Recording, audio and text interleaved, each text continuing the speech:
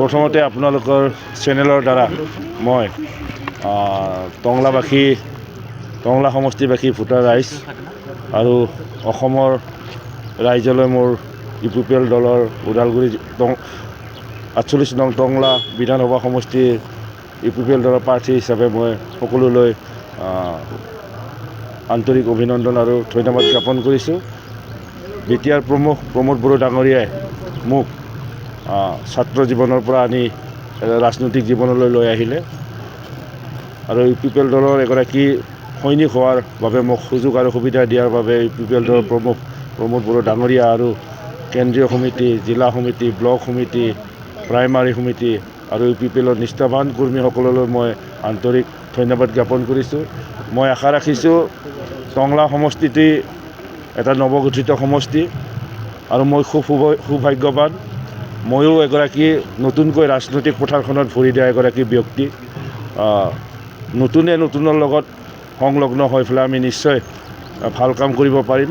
ৰাইজৰ আশীৰ্বাদ, ৰাইজৰ মৰম আৰু ৰাইজৰ শ্ৰদ্ধা পালে মই নিশ্চয় টংলা সমষ্টিটোত বিজয় নিশ্চিত বুলি পেলাই মই ক'ব খুজিছোঁ।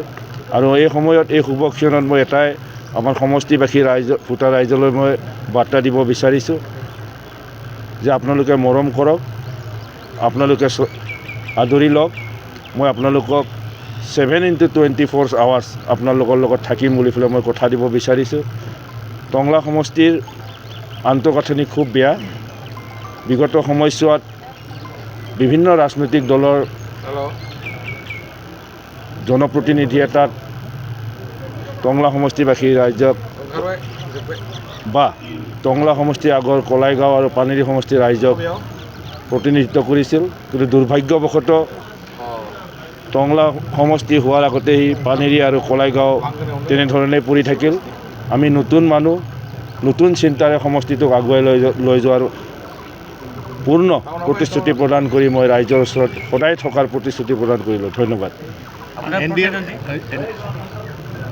প্ৰতিদ্বন্দ্বী বুলি ক'বলৈ গ'লে এই মুহূৰ্তত যিসকলে নমিনেশ্যন ছাবমিট কৰিছে, যিকেইটা ৰাজনৈতিক দলে প্ৰতিনিধিত্ব প্ৰক্ষেপ কৰিছে, সকলোকে মই প্ৰতিদ্বন্দ্বী হিচাপে মই গ্ৰহণ কৰি লৈছোঁ।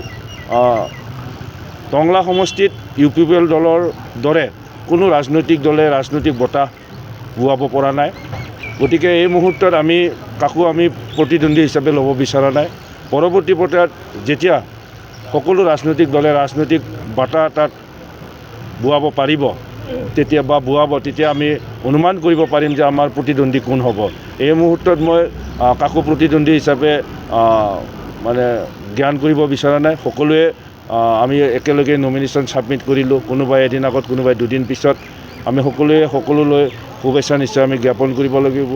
5গৰাকী এই মুহূৰ্তত মই আজি গম পালোঁ 5গৰাকীকৈ প্ৰাৰ্থী ইয়াত নমিনেশ্যন ছাবমিট কৰিছে। সকলোলৈ মই এটাই বাৰ্তা দিব বিচাৰিছোঁ যে আমি টংলা সমষ্টিৰ ৰাইজক এটা পৰিৱেশ দিব লাগে। বোকা-চতিয়া ৰাজনীতি আমি কৰিব নালাগে। সমষ্টিবাসী ৰাইজক এনেকুৱা এটা ৰাজনৈতিক সুস্থ পৰিৱেশ দিব লাগে যাতে তেওঁলোকে ভোটাৰসকলে ঘৰত বহি পেলাই কোনগৰাকী জনপ্ৰতিনিধি টংলা সমষ্টিৰ বাবে আৱশ্যক বা কোনগৰাকী জনপ্ৰতিনিধিয়ে টংলাখনক আগুৱাই লৈ যাব পাৰিব, সেই চিন্তাটো কৰিবৰ কাৰণে সুযোগ আৰু সুবিধা দিয়াটো উচিত। মই এই চেগতে 5গৰাকীকৈ যিসকলে ইতিমধ্যে নমিনেশ্যন ছাবমিট কৰিছে তেওঁলোককো এই সুস্থ বাতাবৰণটো বৰ্তাই ৰাখিবৰ কাৰণে মোৰ তৰফৰ পৰা অনুৰোধ জনাইছোঁ। বিজেপিৰ প্ৰাৰ্থীক যিহেতু কৈছে কোনো ফেক্টৰ নহয়, UPPL প্ৰাৰ্থীৰ কোনো ফেক্টৰে নহয় বুলি কৈছে। তেওঁলোকে ক'ব পাৰে, তেওঁলোকৰ চিন্তা শক্তিবিলাক তেনেকুৱাই। তেওঁলোকে ৰাজনীতিৰ নামত বহু ধৰণৰ ৰাজনীতি কৰে। আমি সেই ভাষাবিলাক আমি বুজি নাপাওঁ। আমি ৰাইজৰ মানুহ, ৰাইজৰ লগত থাকিম, ৰাইজৰ সেৱা কৰিম। কোন কাৰ ফেক্টৰ হয় সেইটো তেওঁলোকৰ কৰ্মই কয়। গতিকে আমি ভাল কাম কৰি আমি ফেক্টৰ হয়নে নহয় সেইটো আমি দেখুৱাম পৰৱৰ্তী পৰ্যায়ত। এই মুহূৰ্তত মই ইয়াত একো ক'ব বিচৰা নাই। কিমান মান পাম বুলি ক'লে মই এতিয়া ক'ব বিচৰা নাই। টংলা সমষ্টিত জনসাধাৰণে মোক আঁকোৱালি লৈছে। নতুন প্ৰজন্মই জয়ন্ত দা বুলি পেলাই মোক সকলোৱে আঁকোৱালি লৈছে। আৰু এইখিনি কথাকে লক্ষ্য কৰি জ্যেষ্ঠসকলে মোক আশীৰ্বাদ প্ৰদান কৰিছে, মাতৃসকলে মোক মৰম কৰিছে। এইখিনি দেখি মই অনুমান কৰিব পাৰিছোঁ টংলা সমষ্টিৰ সকলো জাতি ধৰ্ম নিৰ্বিশেষে সকলো ভোটাৰছে মোক আঁকোৱালি লৈছে আৰু মোৰ বিজয় নিশ্চিত। ৰজা চৰ্চাত আহিছে ৰজা আৰু মাটিৰ মানুহৰ ইয়াত এখন যুঁজ হ'ব বুলি পেলাই কোৱা মই শুনিছোঁ। ময়ো ছ'চিয়েল মিডিয়াত শুনিছোঁ, নিউজবিলাকত শুনিছোঁ। মানুহবিলাকে মই যেতিয়া ৰাইজৰ ওচৰত আশীৰ্বাদ বিচাৰি যাওঁ তেতিয়া ৰাইজেও মোক কয়, মোৰ মুখৰ কথা নহয় এইটো, কোনোবাই কৈছে যে এইবাৰ হেনো টংলাত ৰজা আৰু মাটিৰ মানুহৰ মাজত যুদ্ধ হ'ব। কাৰণ মই এগৰাকী সাধাৰণ খেতিয়কৰ সন্তান, ক্ষুদ্ৰ এগৰাকী খেতিয়কৰ সন্তান। পৰৱৰ্তী পৰ্যায়ত মই ৰাভা ছাত্ৰ সন্থাৰ হৈ দীঘলীয়া সময় কাম কৰিলোঁ। ৰাভা জনগোষ্ঠীৰ এটা পাৰ্টিকুলাৰ জনগোষ্ঠীৰ হৈ মই কাম কৰিলোঁ। প্ৰমোদ বড়ো ডাঙৰীয়াই এখন বহল সমাজত কাম কৰাৰ মোক সুযোগ আৰু সুবিধা দিছে। ৰাইজে কিজানি মোক মাটিৰ মানুহ বুলি পেলাই ভাবিবলৈ আৰম্ভ কৰিছে। ৰাইজে যদি মোক মাটিৰ মানুহ হিচাপে আঁকোৱালি লৈছে, মই ৰাইজক মোৰ এই সময়ত এই শুভ মুহূৰ্তত মই সহস্ৰ প্ৰণাম জনাইছোঁ। কাৰণ মাটিৰ মানুহৰ সদায় জয় হয়। ৰজা বুলি পেলাই তেওঁ ইতিমধ্যে ৰজাৰ দৰে থাকে, ৰজাৰ দৰে তেখেতৰ জীৱন ধাৰণ প্ৰণালী বুলি পেলাই মানুহবিলাকে কৈছে।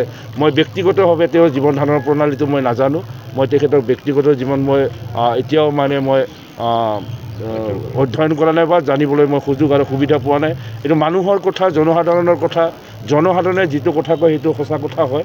গতিকে মই এই কথাটোকে মই সন্তোষ পাইছোঁ যে মোক যে মানুহে কোনোবাই যে মাটিৰ মানুহ বুলি পেলাই ল'ব বিচাৰিছে, এইখিনিত মই কিন্তু আত্মসন্তুষ্টি লাভ কৰিছোঁ।